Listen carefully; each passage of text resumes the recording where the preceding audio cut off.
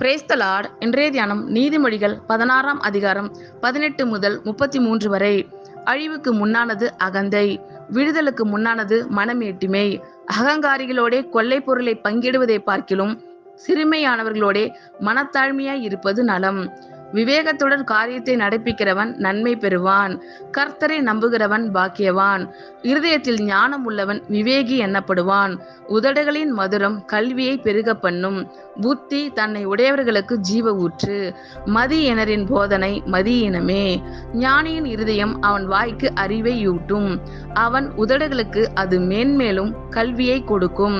இனிய சொற்கள் தேன் கோடு போல் ஆத்மாவுக்கு மதுரமும் எலும்புகளுக்கு ஔஷதமும் ஆகும். மனுஷனுக்கு செம்மையாய் தோன்றுகிற வழி உண்டு, அதன் முடிவோ மரண வழிகள். பிரயாசப்படுகிறவன் தனக்காகவே பிரயாசப்படுகிறான், அவன் வாய் அதை அவனிடத்தில் வருந்தி கேட்கும்.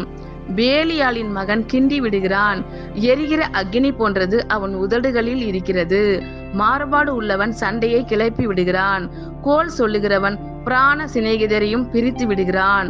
கொடுமையானவன் தன் அயலானுக்கு நயங்காட்டி அவனை நலமல்லாத வழியிலே நடக்க பண்ணுகிறான். அவன் மாறுபாடு ஆனவைகளை யோசிக்கும்படி தன் கண்களை மூடி தீமையை செய்யும்படி தன் உதடுகளை கடிக்கிறான்.